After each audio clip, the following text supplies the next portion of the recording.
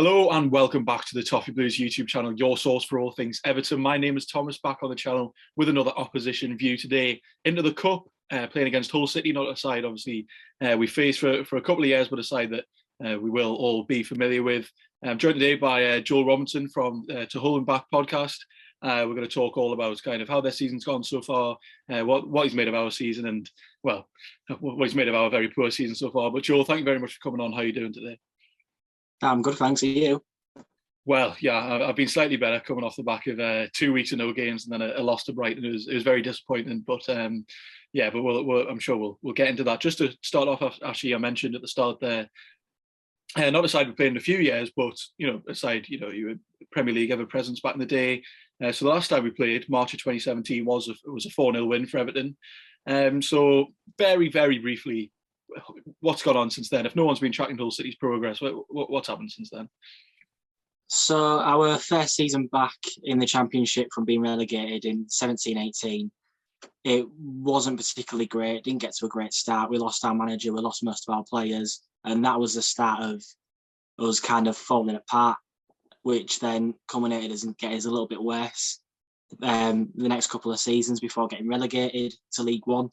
At the end of the 1920 season, we bounced back straight away from there with a mostly new squad, and now we're back in the Championship, and we're doing better than I expected, to be fair, with the current manager in charge. So I'm hoping that once our takeover's done, we might be able to start pushing towards the Premier League again. Yeah, absolutely. And you mentioned that you're happy with kind of where you are considering the squad, the manager, and that. You're currently sat in 19th. So just a bit more in depth, really. How is the season going? Kind of trying to stay up there? Was that the goal at the start of the season, or? Yeah, it's always been the goal to stay up this season. I think the season started off really well. 4-1 win at Preston away. We all thought, hang on a minute, are we going to do well? And then a disaster run hit, and we were just losing games and not even scoring for quite a while.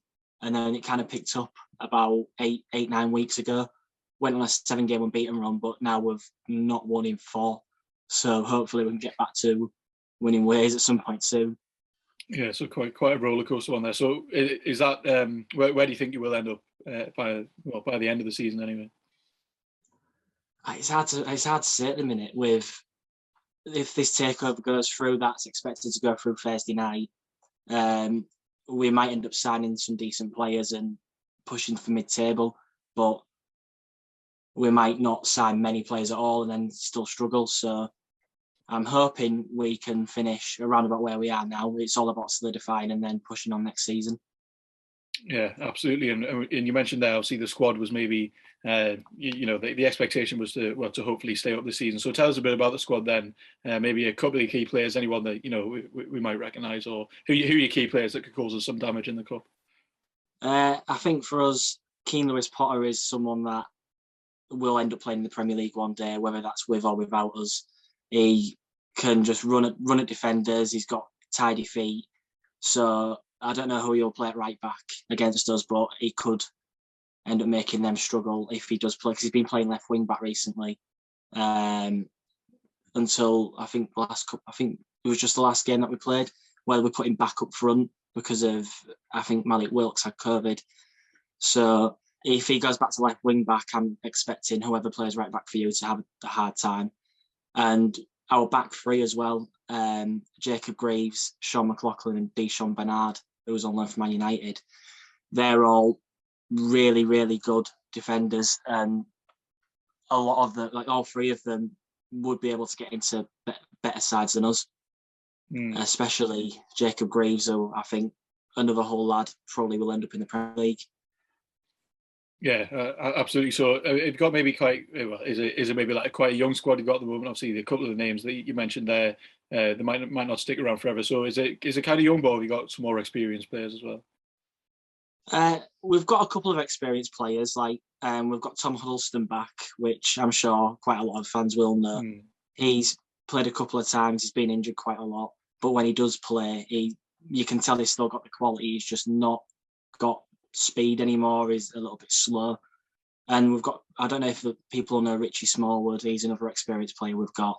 He spent a lot of time at Blackburn and Rotherham.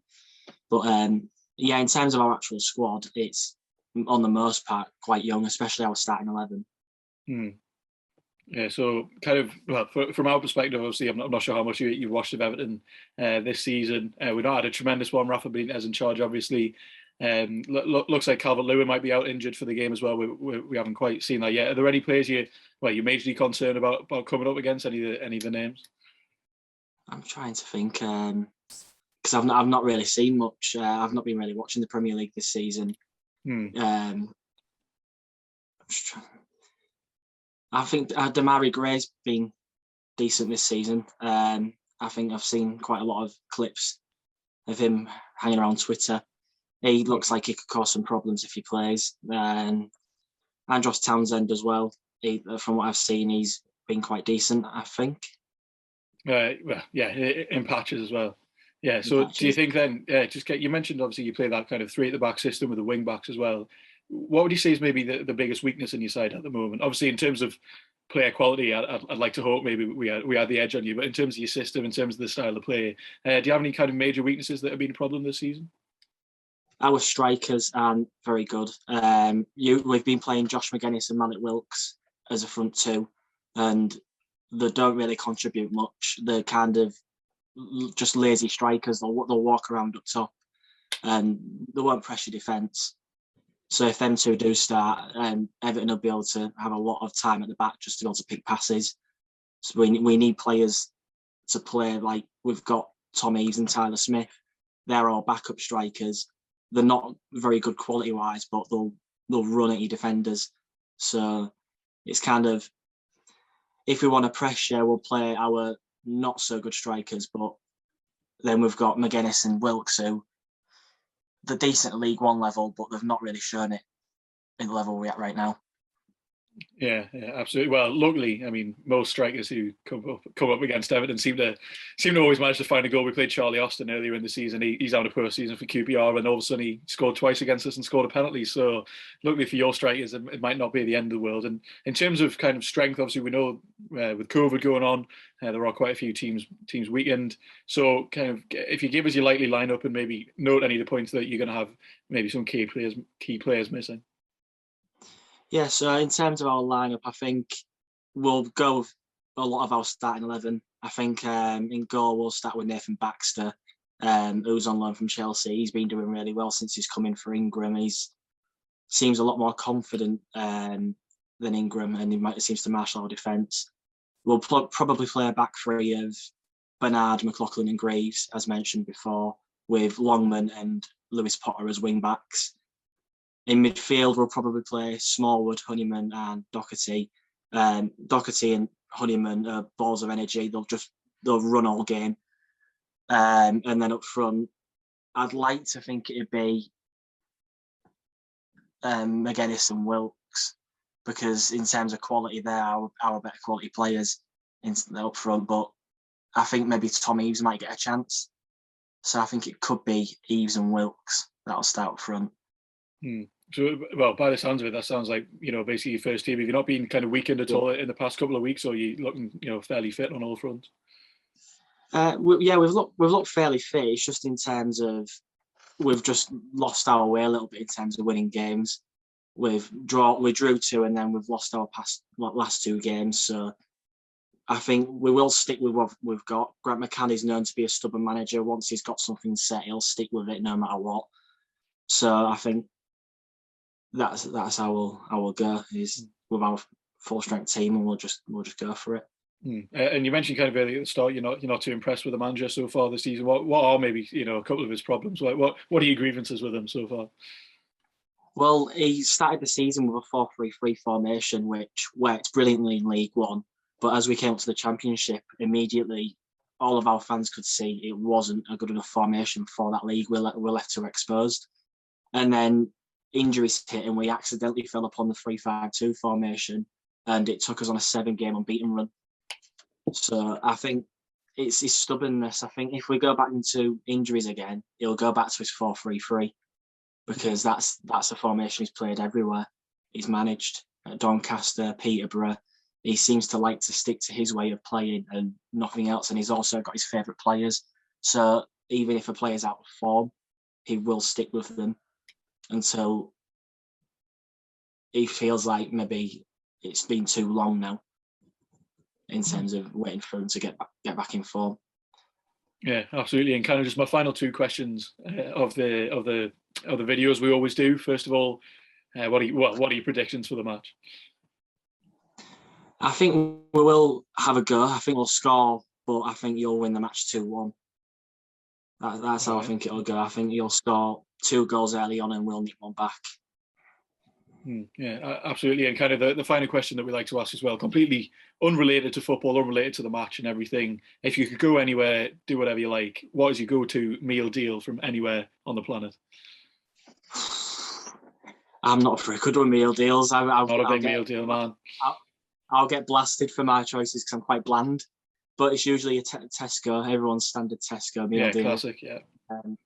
It's usually ham and cheese. That's how boring I am. Wow, yeah. A bottle of Coke, and usually it's either a Boost chocolate bar or a Whisper duo from there, which is I know it's really boring. I hope I don't get blasted for it, but well, you ended a bit stronger than you started there, but yeah, no, I think that could come in for some criticism, definitely. But that does bring me to the end of my questions. So, Joel, thank you very much. If our viewers, want to find more about yourselves, maybe some of your coverage around the match, where can they find you? We have got a link tree on our Twitter page, so it's @Hull_and_back. We post weekly episodes. We've got one of our former managers on soon as well for an interview, so we're recording that on Monday. So that'll be released soon. So if there's any general football fans that just want to listen to some other teams' podcasts, then just give us a listen. Well, yeah, thank you very much for coming on. Thank you all very much for watching. Be sure to leave your score predictions down in the comments below and maybe criticise Joel's meal deal as well after that. Not a very poor show, but thank you very much for watching and join us next time on the Toffee Blues.